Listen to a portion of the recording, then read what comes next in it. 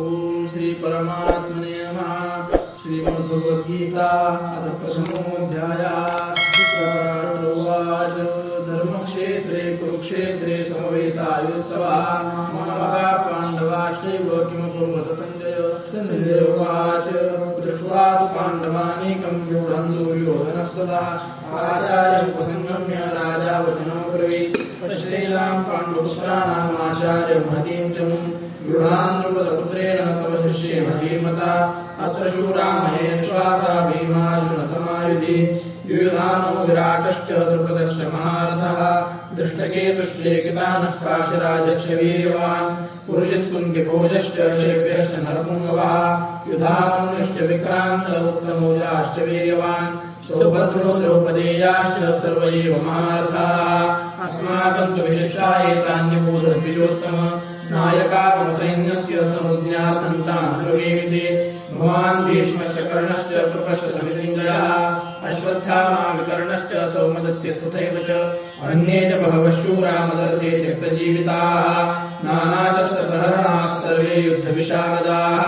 अपर्याप्तं तदस्माकं बलं भीष्माभिरक्षितम् पर्याप्तं युधमेतेषां बलं भीमाभिरक्षितम्।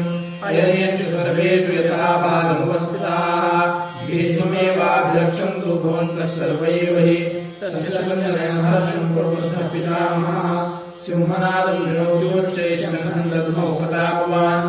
ततः शङ्खाश्च वीर्यश्च मृणानकपूमुखाः सहसैवाभ्यन्यन्तः सशब्दस्तुमुलोऽभवत्। ततश्वेतैर्हयैर्युक्ते महत्यस्यन्तने स्थितौ माधवः पाण्डवश्चैव दिव्यौ शङ्खौ प्रदद्मतु। पाञ्चजन्यम् ऋषिकेशो देवदत्तं धनञ्जयः पौण्ड्रदत्तो महाशङ्खं भीमकर्मा प्रकोदरः।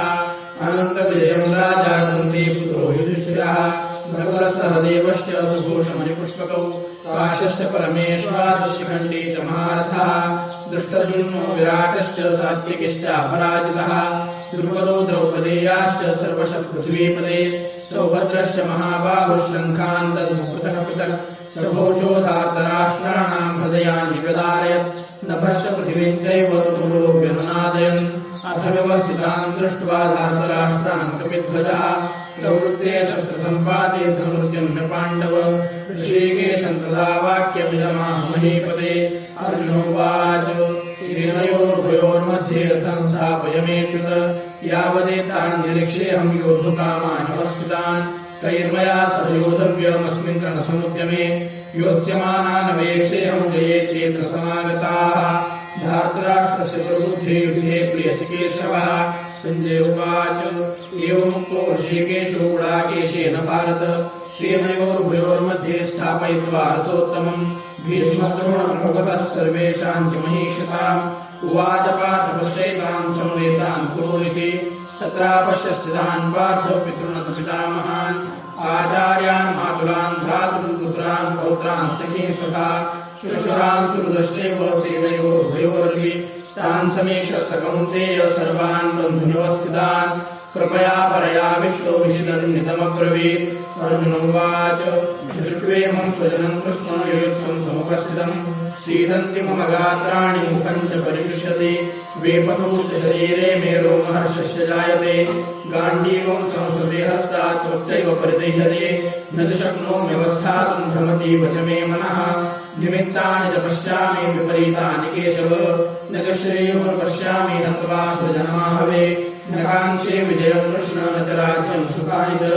किन्नो राज्येन गोविन्द किं भोगैर्जीवितेन वा ईशामध्ये काङ्क्षितं नो राज्यं भोगा सुखानि च।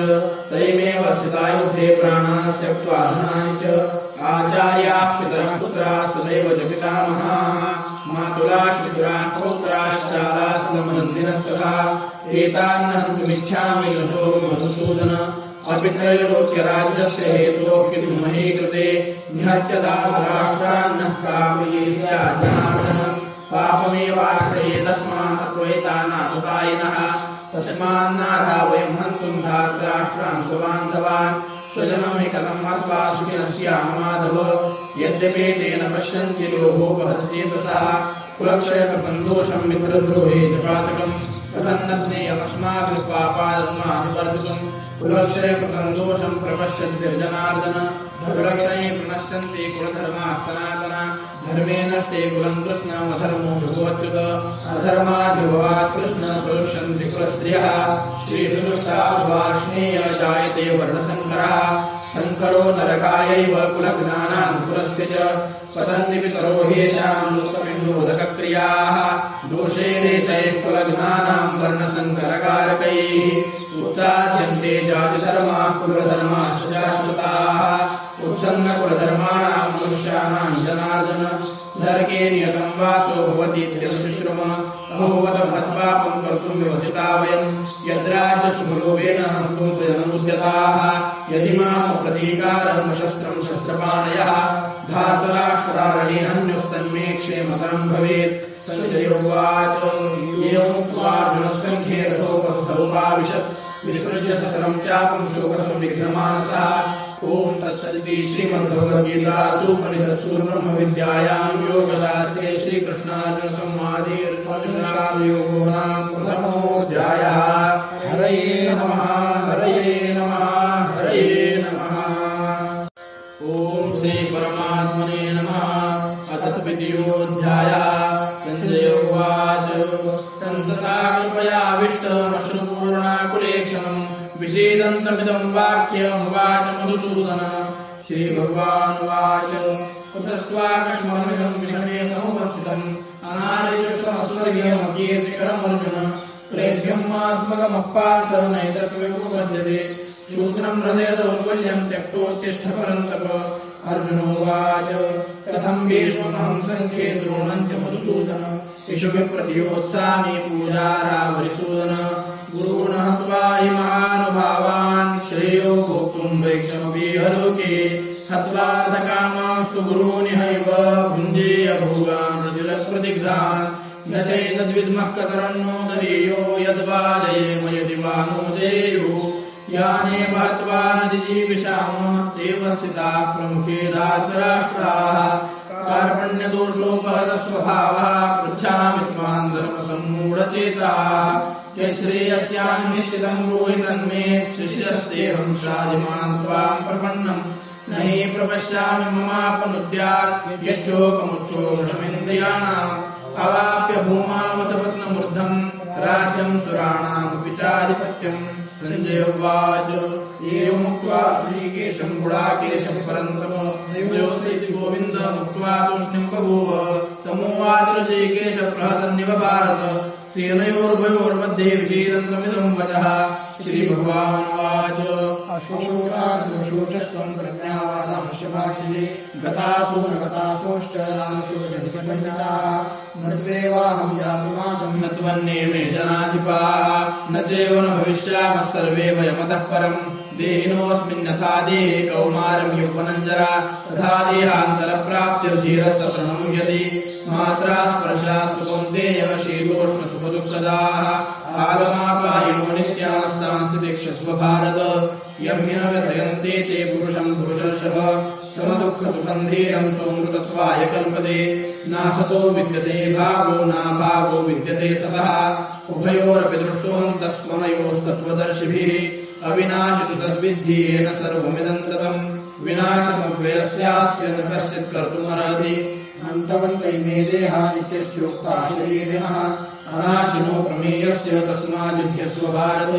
येनं वेत्ति हन्तारं यश्चैनं मन्यते हतम् उभौ तौ न विजानीतो नायं हन्ति न हन्यते न जायते म्रियते वा कदाचिन्नायं भूत्वा भविता वा न भूयः अजो नित्यशाश्वतोऽयं पुराणो न हन्यते हन्यमाने शरीरे वेदाविनाशिनं नित्यं येनमजमव्ययम् कथं स पुरुषः पार्थ कङ्गादेति हन्तिकम् वासमसि जीर्णानि यथा विहाय न वा निगृह्णाति नरोपराणि तथा शरीराणि विहाय जीर्णान्यन्यानि संयाति न वा देहि नैनं छिन्दन्ति शस्त्राणि नैनं दहति पावकः न चैनं क्लेदयन्त्यापो न शोषयति मारुतः अच्छेद्योऽयमदाह्योऽयमपेद्यो शोष्यैव च नित्यः सर्वगतस्थाणोर्जरोऽयं सनातनः अव्यक्तोऽयमचिन्त्योऽयमविकार्योऽयमुच्यते तस्मादेवं चित्वैनं नाम शोचितुमर्हसि अरजैनं नित्यजातं नित्यं वा मन्यसे मृतम् तथापि त्वं महाबाहो नैवं शोचितुमर्हसि जातस्य हि ध्रुवोर्मृत्युर्भुवञ्जन्ममृतस्य च तस्मादपरिहारेण तेन त्वं शोचितुमर्हसि अव्यक्तादीनि भूतानि व्यक्तमध्यानि भारत अव्यक्तनिधनान्येव तत्र का परिदेवना आश्चर्यवत् पश्यति कश्चिदेन आश्चर्यवद् तथैव चान्यः आश्चर्यवच्चैनमन्यः शृणोति श्रुत्वापि वेद चैव कश्चित् देहि नित्यमवध्योऽयं देहे सर्वस्य भारत तस्मात् सर्वाणि भूतानि न त्वं शोचितुमर्हसि स्वधर्मोऽपि चावेक्ष न विकम्पितुमर्हसि धर्म्याद्विधाश्रेयो यक्षत्रियस्य न विद्यते यदृच्छया चोपपन्नं स्वर्गद्वारमपावृतम् सुखिनक्षत्रिया पार्थ लभन्तेर्जमेदृशम् अथ चेत्त्वमिमं धर्म्यं सङ्ग्रामं न करिष्यसि ततः स्वधर्मं कीर्तिं च हित्वा पापमवाप्स्यसि अकीर्तिं चापि भूतानि कथयिष्यन्ति ते व्ययाम् सम्भावितस्य च अकीर्तिर्मरणादितिरिच्यते भयाद्रणादुफलं नश्यन्ते त्वां महारथाः येषां च त्वं बहुमतो भूत्वा यास्यसि लाघवम् अवाच्य पातांश्च बहून् वदिष्यन्ति तवाहिताः निन्दन्तस्तव सामर्थ्यं ततो दुःखतरं किम् हतो वा प्राप्स्यसि स्वर्गं जित्वा वा भोक्ष्यसे महीम् तस्मादुद्दिश्य कौन्तेय युद्धाय कृतनिश्चया सुखदुःखे समे कृत्वा लाभालाभौ जयाजयो ततो युद्धाय युज्यसो नैवं पापमवाप्स्यसि एषा ते भीताः साङ्ख्ये बुद्धिर्योगे त्विमां शृणु बुद्ध्या युक्तो यया पार्थ कर्मबन्धं प्रहास्यसि नेहाविक्रमणाशोऽस्ति कृत्यवायो न विद्यते सर्वमप्यस्य धर्मस्य त्रायते महतो भयात् व्यवसायात्मिका बुद्धिरेकेह प्रनन्दन बहुशाखा ह्यनन्ताश्च बुद्धियो व्यवसायिनाम् यानां पुष्पितां वाचं प्रवदन्ते स्पर्शितः वेदवादरताः पार्थ नान्यदस्तीति वादिनः कामात्मानस्वर्गपरा जन्मकर्मफलप्रदाम् क्रियाविशेषबहुलां भोगैश्वर्यगतिं प्रति भोगैश्वर्यप्रसक्तानां तयापहृदयेतसा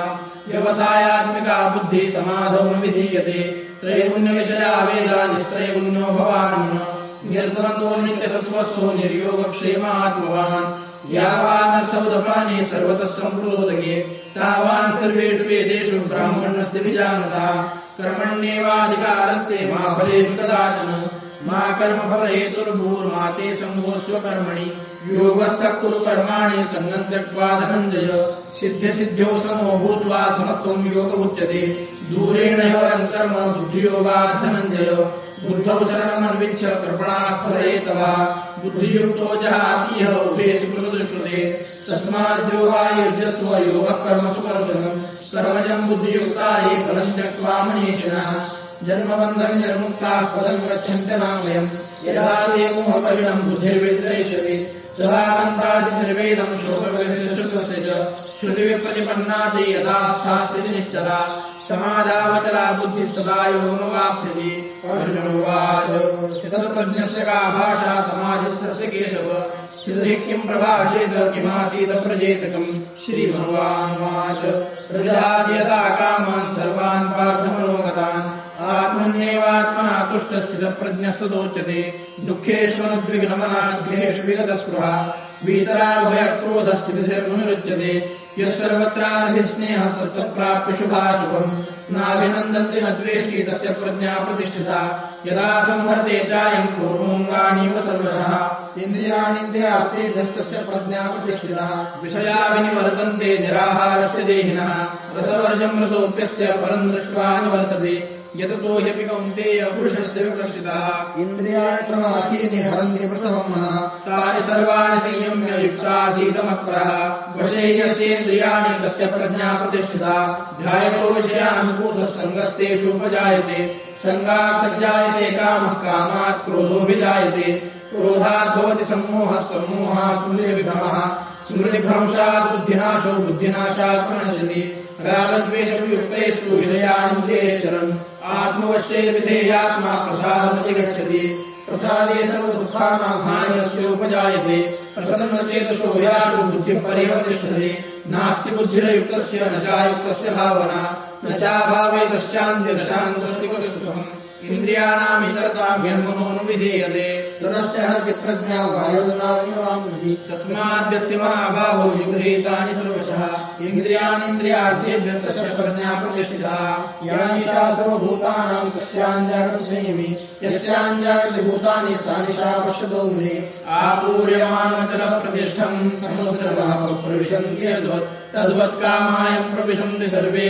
शान्तिमाप्नोति न कामकामी विहाय कामान्यः सर्वान् भूमाशनिष्पहा निर्ममो निरहङ्कार शान्तिमधिगच्छति एषा ब्राह्मी श्रीपार्थो नैनाम् प्राप्य विमुह्यति स्थित्वा अस्यामन्तकालेऽपि ब्रह्मनिर्वाणमुच्यते ॐ श्रीमद्भगवद्गीतासु उपनिषत्सु ब्रह्मविद्यायां योगशास्त्रे श्रीकृष्णार्जुनसंवादे सांख्ययोगो द्वितीयोऽध्यायः हरये नमः हरये नमः हरये नमः। श्रीपरमात्मने नमः। अथ तृतीयोऽध्यायः। अर्जुनोवाच जायसी चेत् कर्मणस्ते मता बुद्धिर्जनार्दन तत्किं कर्मणि घोरे मां नियोजयसि केशव व्यामिश्रेणेव वाक्येन बुद्धिं मोहयसीव मे तदेकं वद निश्चित्य येन श्रेयोऽहमाप्नुयाम्। श्रीभगवानुवाच श्लोकेऽस्मिन् विविधा निष्ठा पुरा प्रोक्ता मया नघ ज्ञानयोगेन साङ्ख्यानां कर्मयोगेन योगिनां न कर्मणामनारम्भा नैष्कर्म्यं पुरुषोऽश्नुते न च सन्न्यसनादेव सिद्धिं समधिगच्छति नैकश्चित् क्षणमपि तिष्ठत्य कर्मकृत् कार्यते ह्यवशः कर्म सर्वः प्रकृतिजे गुणैः कर्मेन्द्रियाणि संयम्य यास्ते मनसा स्मरन् इन्द्रियार्थान् विमूढात्मा मिथ्याचाररसोच्यते यस्मिन्द्रियाणि मनसा नियम्यारभतेऽर्जुन कर्मेन्द्रियैः कर्मयोगमसक्तस्य विशिष्यते नियतं कुरु कर्म त्वं कर्मजायो ह्यकर्मणः शरीरयात्रापि च तेन प्रसिद्धेन कर्मणः यज्ञार्थात् कर्मणोऽन्यत्र लोकोऽयं कर्मबन्धनः यदर्थं कर्म कौन्तेय मुक्तसङ्गः समाचर सह यज्ञाः प्रजा सृष्ट्वा प्रोवाच प्रजापति अनेन प्रदयिष्यध्वो मेषवोत्विष्टकामधुक् देवान् भावयतानेन ते देवा भावयन्त्वः परस्परं भावयन्तः श्रेयः परमवाप्स्यथ इष्टान् भोगान् यो देवा दास्यन्ते यज्ञभाविताः तैर्दत्तान् प्रदायैभ्यो यो भुङ्क्ते तेनैव सह यज्ञशिष्टाशिनः सन्तो मुच्यन्ते सर्वकिल्विषयैः भुञ्जते ते त्वहङ्पापाये प्रकृत्यात्मकारणात् अन्नाद् भवन्ति भूतानि पर्जन्यादन्नसम्भवः यज्ञाद् भवति पर्जन्यो यज्ञः कर्मसमुद्भवः कर्म ब्रह्मोद्भवम् विद्धि ब्रह्माक्षरसमुद्भवम् तस्मात् सर्वगतम् ब्रह्म नित्यम् यज्ञे प्रतिष्ठितम् एवम् प्रवर्तितम् चक्रम् नानुवर्तयति हयः अघायुरिन्द्रियारामम् मोघम् पार्थ स जीवति यस्मात् मर्तिरेव स्यादात्मतृप्तश्च मानवः आत्मन्येव च सन्तुष्टस्तस्य कार्यम् न विद्यते नैव तस्य कृतेनादो न कृतेनेह कश्चन न चास्य सर्वभूतेषु कश्चिदर्थयपाश्रयः तस्मादशकृतः कार्यम् कर्म समाचर असक्तो ह्याचरन् कर्म परमाप्नोति पुरुषः कर्मणैव हितं सिद्धिमास्थिता जनकादयः लोकसङ्ग्रहमेवापि सम्पश्यन् कर्तुमर्हसि यद्यदाचरति श्रेष्ठस्तत्तदेवेतरो जनः स यत्प्रमाणम् कुरुते लोकस्तदनुवर्तते न मे पार्थासि कर्तव्यम् त्रिषु लोकेषु किञ्चन नानवाप्तमवाप्तव्यम् वर्तयेव च कर्मणि यदि ह्यैतन्न वर्तेयम् चापि कर्मण्यतन्द्रितः मम वर्तमानुवर्तन्ते मनुष्याः पार्थ सर्वशः उच्यते युर्मे लोकान् कुर्याम् कर्म चेदहम् शङ्करस्य च कर्ता स्याम् पाह्याम् मा प्रजाः ससक्ताः कर्मण्य विद्वांसो यथा कुर्वन्ति भारत कुर्यान् विद्वांसतासक्तः चिकीर्षुर्लोकसङ्ग्रहम् न बुद्धिभेदम् जनयेत् ज्ञानाम् कर्मसंज्ञानाम् योषयेत् सर्वकर्माणि विद्वान् युक्तः समाचर प्रकृतेः क्रियमाणानि गुणैः कर्माणि सर्वशः अहङ्कारविमूढात्मा कर्ताः विमन्यते तत्त्ववित्तु महाबाहो गुणकर्मविभागयोः गुणागुणेषु वर्तन्त इति मत्वा न सज्जते प्रकृतेर्गुणसम्मूढाः सज्जन्ते गुणकर्मसु तान् कृष्णविदो मन्दान् कृष्णविन्न विचालयेत् मयि सर्वाणि कर्माणि सन्न्यस्याध्यात्मचेतसा निराशेर्निर्ममो भूत्वा युध्यस्व विगतज्वरः एवमेव तमिदम् नित्यम् न तिष्ठन्ति मानवाः श्रद्धावन्तो न सूयन्तो मुच्यन्ते तेऽपि कर्मभिः ये द्वे तदर्थसूयन्तो नानुतिष्ठन्ति मे मतम् सर्वज्ञानविमूढास्तान् विद्धि नष्टानचेतसः सदृशम् चेष्टते स्वस्याकृते ज्ञानवानपि प्रकृतिम् यान्ति भूतानि निग्रहः किम् करिष्यति इन्द्रियस्येन्द्रियस्यार्थे रागद्वेषोऽवस्थितो तयोर्नवशमागच्छेत् तभ्यस्य परिपन्थिनो श्रेयान् स्वधर्मो विगुणः परधर्मः सुनिश्चितात् स्वधर्मे निधनम् श्रेयः परधर्मो भयावहः अर्जुनोवाच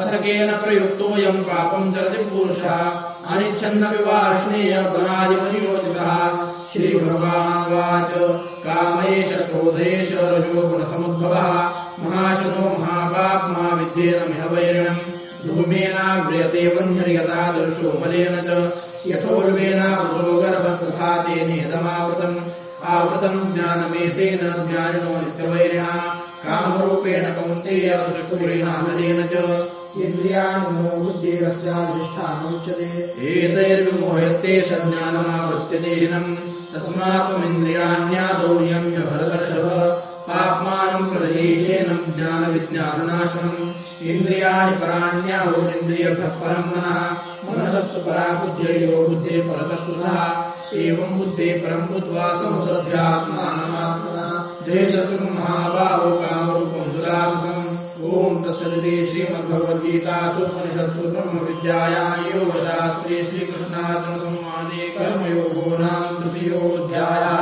हरये नमः हरये नमः हरये नमः।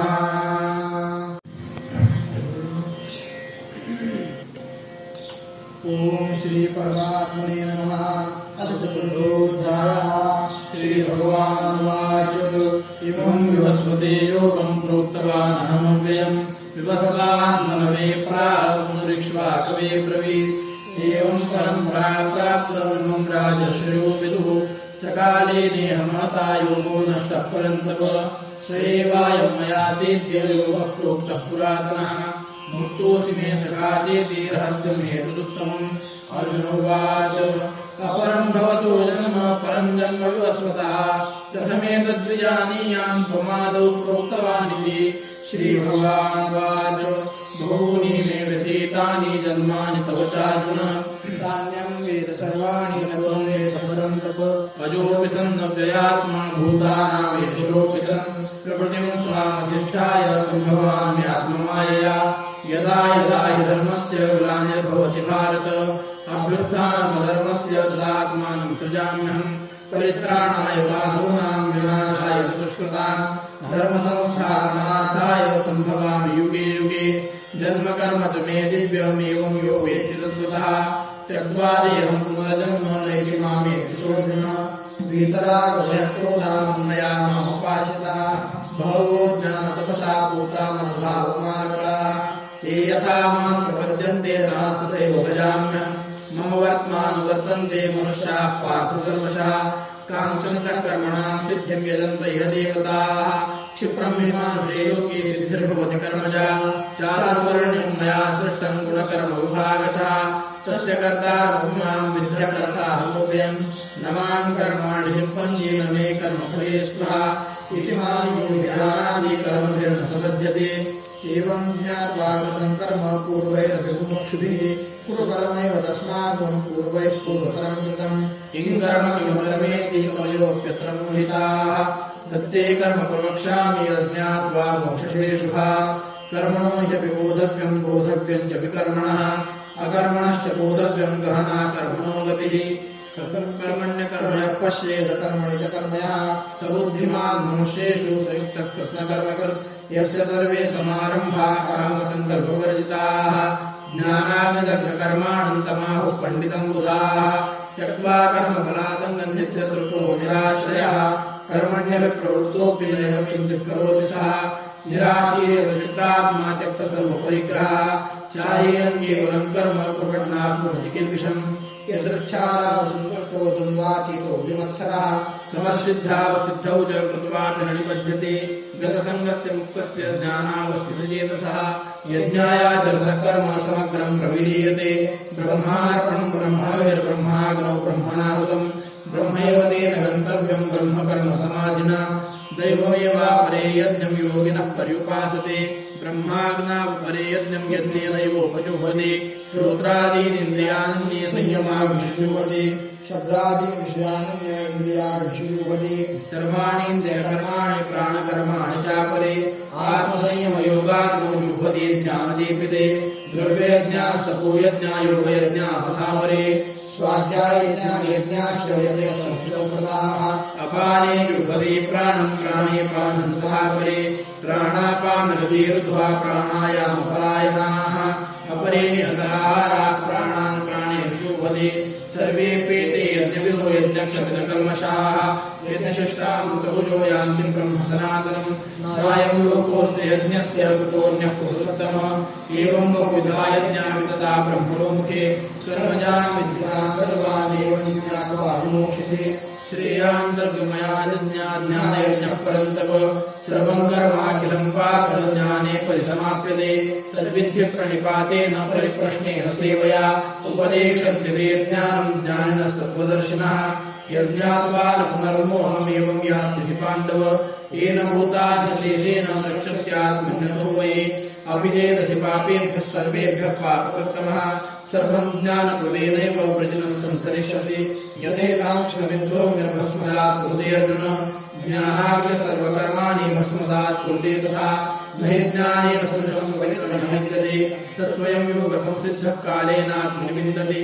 श्रद्धावान् लभते ज्ञानं तत्परः संयतेन्द्रियः ज्ञानं लब्ध्वा परां शान्तिमचिरेणाधिगच्छति अग्निष्टाश्च संशयात्मा विनश्यति नायं लोकोऽस्ति न परो न सुखं संशयात्मनः योगसन्न्यस्तकर्माणं ज्ञानसच्छिन्न संशयम् आत्मवन्तन्न कर्माणि निबध्नन्ति धनञ्जय तस्माज्ञानसम्भूतं हृष्टं ज्ञानासिनात्मना चित्वयं संशयं योगमातिष्ठोत्तिष्ठ भारत ॐ तस्सद्वे श्रीमद्भगवद्गीतासूपनिषत्सु ब्रह्मविद्यायां योगशास्त्रे श्रीकृष्णार्जुनसंवादे ज्ञानकर्मसन्न्यासयोगो नाम चतुर्थोऽध्यायः हरे नमः हरे नमः हरे नमः परमात्मने नमः अथ पंचमोऽध्यायः अर्जुनोवाच सन्न्यासं कर्मणां कृष्ण पुनर्योगं च संस्कृति यश्रेयैर्योरेकं धर्मे पुरुषनिश्चितम्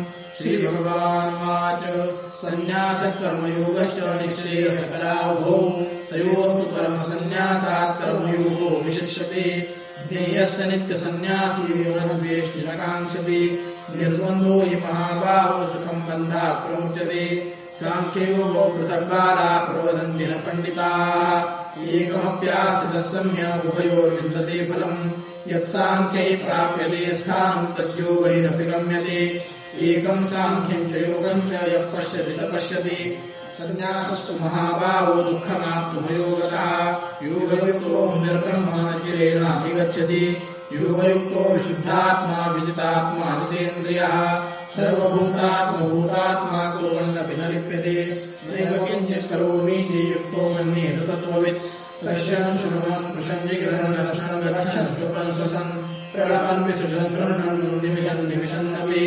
इन्द्रियाणीन्द्रियार्थेषु वर्तन्त इन्द्रियन् ब्रह्मण्याधाय कर्माणि सङ्गं त्यक्त्वा करोति लिप्यतेन स पापेन पद्मपत्रमिवाम्भसा कायेन मनसा बुद्ध्या केवलेन्द्रियैरपि योगिनः कर्म कुर्वन्ति सङ्गं त्यक्त्वा आत्मशुद्धये युक्तः कर्मफलं त्यक्त्वा शान्तिमाप्नोति नैष्ठिकीम् अयुक्तः कामकारेण फले सत्त्वनिबध्यते सर्वकर्माणि मनसा सन्न्यस्यास्ते सुखं वशी नवद्वारे पुरे देहि नैव कुर्वन्न कार्यम् न कर्तृत्वन्न कर्माणि लोकस्य सृजति प्रभुः न कर्मफलसंयोगं स्वभावस्तु प्रवर्तते नादत्ते कस्यचित् पापं न चैव सुकृतं विभुः अज्ञानेनावृतं ज्ञानं तेन विशन्ति जन्तवः ज्ञानेन तदज्ञानं येषान्नाशितमात्मनः येषामादित्यवज्ञानं प्रकाशेन च तत्परम् तद्बुद्धयस्तदात्मानस्तन्निष्ठास्तत्परायणाः गच्छन्त्य पुनरावृत्तिं ज्ञाननिर्धूतकल्मषाः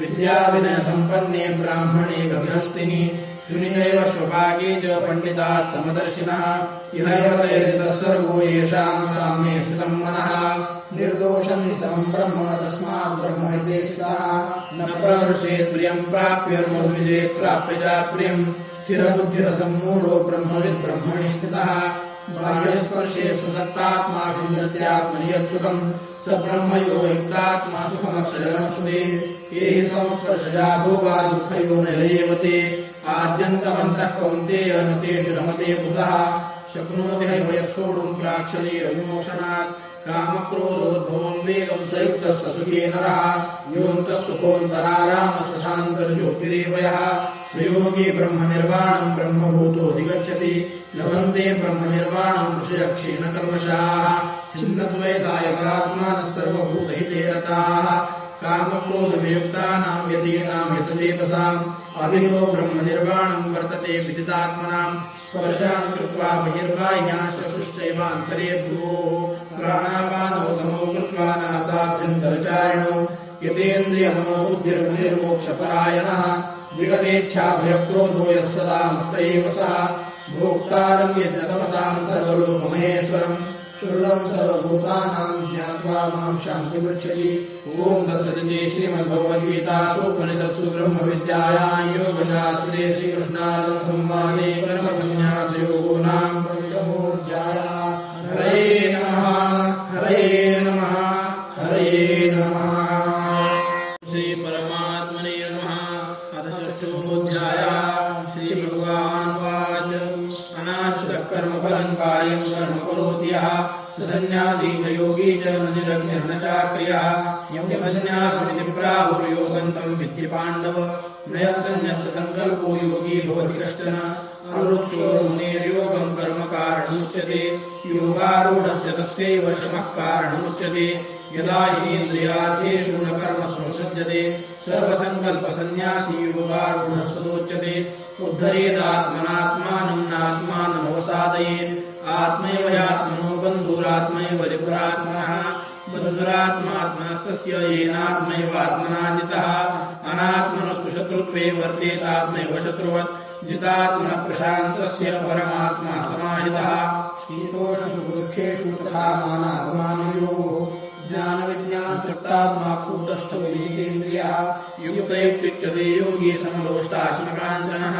सुहृन्मित्रार्युदासीनः मध्यस्तद्वेषबन्धुषु साधुष्वपि च पापेषु समबुद्धिर्विशिष्यते योगी युञ्जीत सततमात्मानं रहसि स्थितः एकाकीयतचित्तात्मा निराशीरपरिग्रहः शुचो देशे प्रतिष्ठाप्य स्थिरमासनम् नाट्यच्युतं नाटिनीचं चैलायनं पशुपुत्रम् तत्रैकाग्रह्मः कृत्वा चित्तेन्द्रियक्रिया उपविश्यासने युञ्जाद्योगमात्मविशुद्धये समङ्काय शिरोग्रीवं धारयन्नचलं स्थिरः सम्प्रेक्षनासिकाग्रं स्वं दिशश्चानवलोकयन् प्रशान्तात्मा विगतविदब्रह्मचारि विगते स्थितः मनस्संयम्यमच्चित्तो युक्तासीत् मत्परः युञ्जन्नेवं सदात्मानं योगी नियतमानसः शान्तिर्निर्वाणपरमां मत्संस्थामधिगच्छति नात्यश्नतस्तु योगोऽस्ति न चैकान्तमनश्नतः न चातिस्वप्नशीलस्य जागृतो नैव चार्जुन युक्ताहारविहारस्य युक्तचेष्टस्य कर्मसु युक्तस्वप्नावबोधस्य योगो भवति दुःखः यदा विनियतं चित्तमात्मन्येवावतिष्ठते निःस्पृहः सर्वकामेभ्यो युक्तयुक्तिच्यते सदा यथा दीपो निवातस्थो नीङ्गते सोपमात्मता योगिनो यतचित्तस्य युञ्जतो योगमात्मनः यत्रोपरमते चित्तं निरुद्धं योगसेवया तत्र चैवात्मनात्मानं सन्नात्मनितिष्ठति सुखमार्तरियं यत्तद्बुद्धिग्राह्यमतीन्द्रियं वेद्यन्तं सैवायं सुरक्षरतः यं लब्ध्वा चापरं लाभं मन्यते नाधिकं ततः यस्मिन् स्थितो न दुःखेन गुरुणापि विचाल्यते तं विद्यात् दुःखसंयोगं योगसमर्जितं सनिश्चयेन योक्तव्यो योगो निर्भिन्नचेतसा सङ्कल्पप्रभवान् कामान् त्यक्त्वा सर्वान् शेषतः मनसैवेन्द्रियग्रामं विनियम्य समन्ततः शनैः शनैरुपरमेत् बुद्ध्या धृतिगरीतया आत्मसंस्थं मनः कृत्वा न किञ्चिदपि चिन्तयेत् यतो यतो निश्चरते मनश्चञ्चलमस्थिरं ततस्ततो नियम्येतदात्मन्येव वशन्नयेत् प्रशान्तमनसंहीनं योगिनं सुखमुत्तमम् उपैशान्तरजसं ब्रह्मभूतकपर्वशम् युञ्जन्नेवं सदात्मानं योगी विगतकल्मषः सुखेन ब्रह्मसंस्पर्शमत्यन्तं सुखमश्नुते सर्वभूतस्थमात्मानं सर्वभूतानि चात्मनि ईक्षते योगयुक्तात्मा सर्वत्र समदर्शनः यो माम् पश्यति सर्वत्र सर्वम् च मयि पश्यति तस्याहम् न प्रणश्यामि स च मे न प्रणश्यति सर्वभूतस्थितम् यो माम् भजत्येकत्वमाश्रितः सर्वथा वर्तमानोऽपि स योगी मयि वर्तते आत्मोऽहम् मे सर्वत्र सुखम् पश्यति अर्जुन सुखम् वा यदि वा दुःखम् स योगी परमो मतः अर्जुन उवाच योऽयम् योगस्त्वया प्रोक्तः साम्येन मधुसूदन एतस्याहम् न पश्यामि चञ्चलत्वाम् स्थितिम् स्थिराम् चञ्चलम् हि मनः कृष्ण प्रमाथि बलवदृढम् तस्याहम् निग्रहम् मन्ये वायोरिव सुदुष्करम् श्रीभगवानुवाच असंशयम् महाबाहो मनो दुर्निग्रहम् चलम् अभ्यासेन तु कौन्तेय वैराग्येन च गृह्यते असंयतात्मना योगो दुष्प्राप इति मे मतिः पश्चात्मना तु यतता शक्यो वाप्तुमुपायतः अर्जुन उवाच अयति श्रद्धयोपेतो योगाचरितमानसः अप्राप्य योगसंसिद्धिम् काम् गतिम् कृष्ण गच्छति कश्चिन्नो भ्रमिव नश्यति अप्रतिष्ठो महाबाहो विमूढो ब्रह्मणः पथि एतन्मे संशयम् कृष्ण छेत्तुमर्हस्य शेषतः त्वदन्यः संशयस्यास्य चेत्ता नयुपपद्यते श्रीभगवानुवाच पार्थनैवेह नामुत्र विनाशस्तस्य विद्यते न हि कल्याणकृत् कश्चित् दुर्गतिम् तात गच्छति प्राप्य पुण्यकृताम् लोकान् शुष्का शाश्वती समाः शुचीनाम् श्रीमदाङ्गे योगभ्रष्टोऽभिजायते अथवा योगिनामेव कुले भवति धीमताम् एतद्धि दुर्लभतरम् लोके जन्म यदीदृशम् तत्रदम् बुद्धिसंयोगम् लभते पौर्वदेहिकम् यतते च ततो भूयः संसिद्धौ कुरुनन्दन पूर्वाभ्यासेन तेनैव ह्रियते ह्यवशोऽपि सः जिज्ञासुरपि योगस्य शब्दब्रह्मादि वर्तते प्रयत्नाद्यतमानस्तु योगी संशुद्धकिल्बिषः अनेकजन्म संसिद्धस्ततो याति पराम् गतिम् तपस्विभ्योऽधिको योगी ज्ञानिभ्योऽपि मतोऽधिकः कर्मिभ्यश्चाधिको योगी तस्माद् योगी भवार्जुन योगिनामपि सर्वेषाम् अग्रतेनान्तरात्मना श्रद्धावान् भजते यो माम् समे युक्ततमो मतः ॐ तत्सदिति श्रीमद्भगवद्गीतासु उपनिषत्सु ब्रह्मविद्यायाम् योगशास्त्रे कृष्णार्जुनसंवादे आत्मसंयमयोगो नाम षष्ठोऽध्यायः हरये नमः हरये नमः हरये नमः। ॐ श्रीपरमात्मने नमः। अथ सप्तमोऽध्यायः। श्रीभगवानुवाच मय्यासक्तमनाः पार्थ योगम् युञ्जन्मदाश्रयः असंशयम् समग्रम् माम् यथा ज्ञास्यसि तत्त्वम् ज्ञानम् तेऽहम् सविज्ञानमिदम् वक्ष्याम्यशेषतः यज्ञात्वा नेह भूयोऽन्यज्ञातम् व्यमवशिष्यते मनुष्याणाम् सहस्रेषु कश्चिद्यतसिद्धये यततामपि सिद्धानाम् कश्चिन्माम् वेति तत्त्वतः भूमिरापो नरो वायुःखम् मनो बुद्धिरेव च अहङ्कार इतीयम् मे भिन्ना प्रकृतिरष्टधा अपरेयमिदस्त्वन्या प्रकृतिम् विद्धि मे पराम् जीवभूताम् महाबाहो येदम् धार्यते जगत् एतद्योनीनि भूतानि सर्वाणीत्युपधारय अहम् कृष्णस्य जगतः प्रभवः प्रलयस्तथा मत्तः परतरम् नान्यत् किञ्चिदस्ति धनञ्जय मयि सर्वमिदम् प्रोतम् सूत्रे मणिगणायव रसोऽहमप्सु कौन्तेय प्रभास्मि सूर्ययोः प्रणवः सर्ववेदेषु शब्दः खे पौरुषन्नृषु पुण्यो बन्धः पृथिव्याम् च तेजश्चास्मि विभावसौ जीवनम् सर्वभूतेषु तपश्चास्मि तपस्विषु बीजम् माम् सर्वभूतानाम् विद्धि पार्थ सनातनम् बुद्धिर्बुद्धिमतामस्मि तेजस्तेजस्विनामहम् बलम् बलवताम् चाहम् कामरागविवर्जितम् धर्माविरुद्धो भूतेषु कामोऽस्मि भरतर्षभ ये चैव सात्विका भावा राजसास्तामसाश्च ये मत्त एवेति तान् विद्धि न त्वहम् तेषु ते मयि त्रिभिर्गुणमयैर्भावैरेभिः सर्वमिदम् जगत् मोहितन्नाभिजानाति मामेभ्यः परमव्ययम् दैवी एषा गुणमयी मम माया दुरत्यया मामेव ये प्रपद्यन्ते मायामेताम् सरन्ति न माम् निष्कृतिनो मूढाः प्रपद्यन्ते नराधमाः माययापहृतज्ञानासुरम् भावमाश्रिताः चतुर्विधा भजन्ते माम् जनाः सुकृतिमोऽर्जुन आर्तो जिज्ञासुरर्थार्थी ज्ञानी च भरतर्षभ तेषाम् ज्ञानी नित्ययुक्त एकभक्तिर्विशिष्यते प्रियो हि ज्ञानिनोत्यर्थमहम् स च मम प्रिया उदाराः सर्व एवैते ज्ञानी त्वात्मैव मे मतम् आस्थितः स हि युक्तात्मा मामेवानुत्तमाम् गतिम् बहूनाम् जन्मनामन्ते ज्ञानवान् माम् प्रपद्यते वासुदेव सर्वमिति स महात्मा सुदुर्लभः कामैश्चैश्चैर्हृतज्ञानाः प्रपद्यन्ते न्यदेवताः तन्तन्नियममास्थाय प्रकृत्यागीता स्वया यो यो यां तनुं भक्तश्रद्धया चितमिच्छति तस्य तस्याचलां श्रद्धां तामेव विददाम्यहम् सतया श्रद्धया युक्तस्तस्याराधनमीहते दलबले ततः कामान् मय्यैव विहितान्यदान् अन्तवन्तफलवन्तु फलं तेषां तद्भवत्यल्पमेधसाम् देवान् देवयजो यान्ति मद्भक्तायान्ति मामपि अव्यक्तं व्यक्तिमापन्नं मन्यते मां बुद्धया परं भावमजानन्तो ममाद्वयमनुत्तमम् नाहं प्रकाश सर्वस्य योगमाया समावृतः मूढो यन्नाभिजानाति योगमामजमव्ययम् वेदाहं समतीतानि वर्तमानानि चार्जुन भविष्याणि च भूतानि मां तु वेद न कश्चन इच्छाद्वेषसमुत्थेन द्वन्द्वमोहेन भारत सर्वभूतानि सम्मोहं सर्गे यान्ति परन्तप येषां त्वन्दगतं पापं जनानां पुण्यकर्मणां ते द्वन्द्वमोहनिर्मुक्ता भजन्ते मां भगवताः जरामरणमोक्षाय मामाश्रित्य तन्त्रिये ते ब्रह्म तद्विदुः कृष्णम् अध्यात्मं कर्म चाखिलम् साधिभूतादिदैवं मां साधियज्ञं च ये विदुः प्रयाणकालेऽपि च मां ते विदुर्युक्तचेतसः ॐ तत्सदिति श्रीमद्भगवद्गीतासु उपनिषत्सु ब्रह्मविद्यायां योगशास्त्रे श्रीकृष्णार्जुनसंवादे ज्ञानविज्ञानयोगो नाम सप्तमोऽध्यायः।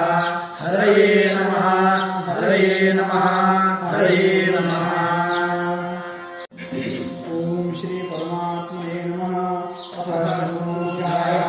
अर्जुनोवाच किं तद्ब्रह्म किमध्यात्मं किं कर्म पुरुषोत्तम अधिभूतं च किं प्रोक्तमधिदैवं किमुच्यते अधियज्ञः कथं कोत्र देहेऽस्मिन् मधुसूदन प्रयाणकाले च कथं देयोऽसि नियतात्मभिः। श्रीभगवानुवाच अक्षरं ब्रह्म परमं स्वभावोऽध्यात्ममुच्यते भूतभावोद्भवकरो विसर्गः कर्म संज्ञतः अधिभूतं क्षरोभावः पुरुषश्चाधिदैवतम् अधियज्ञोऽहमेवात्र देहे देहभृताम्बर अन्तकाले च मामेव स्मरन् मुक्त्वा कलेवरम् यः प्रयाति समद्भावं याति नास्त्यत्र संशयः यं यं वापि स्मरन् भावं त्यजत्यन्ते कलेवरम् अन्तमेवैति कौन्तेय सदा तद्भावभावितः तस्मात् सर्वेषु कालेषु मामनुस्मरयुध्य च मय्यर्पितमनो बुद्धिर्मामेव वैश्यस्य संशयम् अभ्यासयोगयुक्तेन चेतसा नान्यगामिना परमं पुरुषं दिव्यं याति पार्थां चिन्तयन् कविं पुराणमुषासिकार मनोरणीयान् समनुस्मरेद्य सर्वस्य धातारमचिन्त्य रूपमादित्यवर्णं तमसः परस्तात् प्रयाणकाले मनसाचलेन भक्त्या युक्तो योगबलेन चैव भ्रुवोर्मध्ये प्राणमावेश सम्यक् सतं परं पुरुषमुपैति दिव्यम् यदक्षरं वेदविदो वदन्ति दिशन्ति यद्यस्तयो वीतरागाः यदिच्छन्तो ब्रह्मचर्यं चलन्ति तत्ते पदं संग्रहेण प्रवक्ष्ये सर्वद्वाराणि संयम्य मनोहृदय च मूर्ध्यादायात्मनः प्राणमाश्रितो योगधारणम् ओमित्येकाक्षरं ब्रह्म व्याहरन् मामनुस्मरन् यः प्रयाति जगन्देहं स याति परमाङ्गतिम् अनन्यचेताः सततं यो मां स्मरति नित्यशः तस्याहं सुलभः पार्थ नित्ययुक्तस्य योगिना मामुपेत्य पुनर्जन्म दुःखालयं शाश्वतम् नाप्नुवन्ति महात्मानः संसिद्धिं परमाङ्गताः ब्रह्मभुवनान् लोकाः पुनरावर्तिनोऽर्जुन मामुपेत्य तु कौन्तेय पुनर्जन्म न विद्यते सहस्रयुगपर्यन्तमहर्यद्ब्रह्मणो विदुः रात्रिं युगसहस्रान्तात् देहोरात्रविदो जनाः अव्यक्ताद्व्यक्तयः सर्वा प्रभवत्यहरागमे रात्र्यागमे प्रलीयन्ते तत्रैवाव्यक्तसंज्ञके भूतग्रामस एवायं भूत्वा भूत्वा प्रलीयते रात्र्यागमे वशः पार्थ प्रभवत्यहरागमे परस्तस्मात् भावोऽन्यो व्यक्तो व्यक्ताः सनातनः यस्य सर्वेषु भूतेषु नश्यत्सु न विनश्यति अव्यक्तोऽक्षरेत्युक्तस्तमाहु परमाङ्गतिम् यं प्राप्य न निवर्तन्ते तद्धाम परमं मम पुरुषस्य परः पार्थ भक्त्या लभ्यस्त्वनन्यया यस्यान्तस्थानि भूतानि येन सर्वमिदं ततम् यत्र काले द्वयावृत्तिम् आवृत्तिं चैव योगिना प्रयाता यान्ति तं कालं मोक्षान् भरतर्षभ अग्निर्ज्योतिरः शुक्लः षण्मासा उत्तरायणम् तत्र प्रयाता गच्छन्ति ब्रह्म ब्रह्मविदो जनाः धूमो रात्रिस्तथा कृष्णः षण्मासा दक्षिणायनम् तत्र चान्द्रमसञ्ज्योतिर्योगी प्राप्य निवर्तते शुक्लकृष्णे गते हेते जगतशाश्वते मते एकयायात्यनावृत्ति मामया वर्तते पुनः नैते श्रुति पार्थजानं योगी मुह्यति कश्चन तस्मात् सर्वेषु कालेषु योगयुक्तो भवार्जुन वेदेषु यज्ञेषु तपस्सु चैव दानेषु यत्पुण्यफलम् प्रतिष्ठम् अत्येति तत्सर्वमिदं विदित्वा योगी परं स्थानमुपैति चाद्यम् ॐ तत्सदिति श्रीमद्भगवद्गीतासु उपनिषत्सु ब्रह्मविद्यायां योगशास्त्रे श्रीकृष्णार्जुनसंवादे अक्षरब्रह्मयोगो नाम अष्टमोऽध्यायः। हरये नमः हरये नमः हरये नमः। श्रीपरमात्मने नमः। अथ नवमोऽध्यायः। श्रीभगवानुवाच इदं तु ते गुह्यतमं प्रवक्ष्याम्यनसूयवे ज्ञानं विज्ञानसहितं यज्ञात्वा मोक्ष्यसे सुखात् राजविद्या राजगुह्यं पवित्रमिदमुत्तमं प्रत्यक्षावगमं धर्म्यं सुलभं कर्तुमव्ययम् अश्रद्धदाना पुरुषा धर्मस्यास्य परन्तप अप्राप्य मान्यवर्तन्ते मृत्युसंसारवर्त्मनि मया ततमिदं सर्वं जगदव्यक्तमूर्तिना मत्स्थानि सर्वभूतानि न चाप्तेषु अवस्थिता न च मत्स्थानि भूतानि पश्य मे योगमेश्वरम् भूतभण्ण च भूतस्थो ममात्मा भूतभावना यथा आकाशस्थितो नित्यं वायुः सर्वत्र गो महान् तथा सर्वाणि भूतानि मत्स्थानीत्युपधारय सर्वभूतानि कौन्तेय प्रकृतिं यान्ति मामिकाम् कल्पक्षये पुनस्तानि कल्पादविसृजाम्यहम् प्रकृतिं स्वामवष्टभ्य विसृजामि पुनः पुनः भूतग्रामं कृष्णं वशं प्रकृतेर्वशात् न च मान्तानि कर्माणि निबध्नन्ति धनञ्जय उदासीनवदासीनमसक्तं तेषु कर्मसु मयाध्यक्षेण प्रकृतिः श्रूयते सचराचरम् हेतुनानेन कौन्तेय जगद्विपरिवर्तते अवजानन्ति मां मूढा मानुषीं कर्माश्रितम् परं भावमजानन्तो मम भूतमहेश्वरम् मोहाशा मोहकर्माणो मोहज्ञानाविचेतसा राक्षसीमासुरीं चैव प्रकृतिं मोहिनीं श्रिताः महात्मानस्मां पार्थ दैवीं प्रकृतिमाश्रिताः भजन्त्यनन्यमनसो ज्ञात्वा भूतादिमव्ययम् सततं कीर्तयन्तो मां यतन्तश्च दृढव्रताः नमस्यन्तश्च मां भक्त्या नित्ययुक्ता उपासते ज्ञानयज्ञेन चाप्यन्ये यजन्तो मामुपासते एकत्वेन पृथक्त्वेन बहुधा विश्वमुखम् अहं प्रबलं यज्ञस्वभावमोक्षदम् मन्त्रोऽहमहमेवाज्यमहमग्निरहं हुतम् पिताहमस्य जगतो माता धाता पितामहः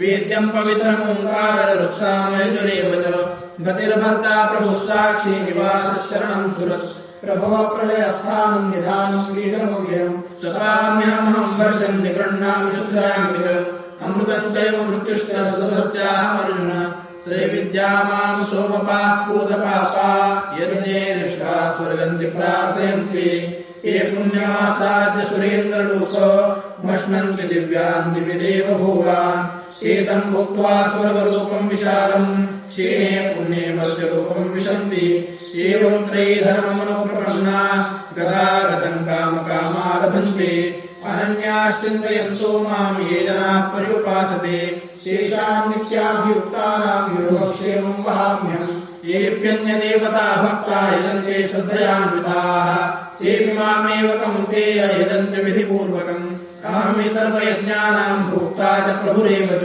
न तु मामभिजानन्ति तपेनातस्य वन्दिते यान्ति देवव्रता देवान् पितृण्यान्ति पितृव्रताः भूतानि यान्ति भूतेज्या यान्ति मद्याजिनोऽपि माम् पत्रं पुष्पं फलं तोयं यो मे भक्त्या प्रयच्छति तदहं भक्तिपौहृतमश्नामि प्रयतात्मनः यत्करोषि यदश्नासि यज्जुहोषि ददासि यत्तपस्यसि कौन्तेय तत्कुरुष्वमदर्पणम् शुभाशुभफलैरेव मोक्षते कर्मबन्धनैः सन्न्यासयोगयुक्तात्मा विमुक्तो मामुपैष्यसि समोऽहं सर्वभूतेषु न मे द्वेषोऽस्ति न प्रियः ये भजन्ति तु मां भक्त्या मयि तेषु चाप्यहम् अपि चेत् सुदुराचारो भजते मामनन्यभाक् साधुरेव समन्तव्यः सम्यग् व्यवसितो हि सः क्षिप्रं भवति धर्मात्मा शशिवच्छान्ति निगच्छति कौन्तेय प्रतिजानीहि न मे भक्तप्रणश्यति मामि पार्थव्यपाश्रित्य येऽपि स्त्युपापयोनयः स्त्रियो वैश्याः तथा शूद्रास्तेऽपि यान्ति पराङ्गतिम्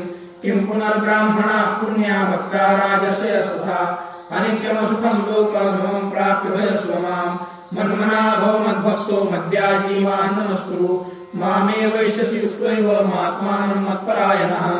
ओम तत्सदिति श्रीमद्भगवद्गीतासु उपनिषत्सु ब्रह्मविद्यायां योगशास्त्रे श्रीकृष्णार्जुनसंवादे राजविद्या राजगुह्योगनामोऽध्यायः। हरये नमः हरये नमः हरये नमः। परमात्मने नमः। अथ दशमोऽध्यायः। श्रीभगवानुवाच भूयेव महाबाहो शृणु मे परमं वचः। यत्तेन प्रीयमाणाय वक्ष्यामि तवान्वया न मे विदुषुरगणाः प्रभवन्न महर्षयः। अहमादिः देवानां महर्षीणां च सर्वशः यो मामजमनादीं च वेत्ति लोकमहेश्वरम्।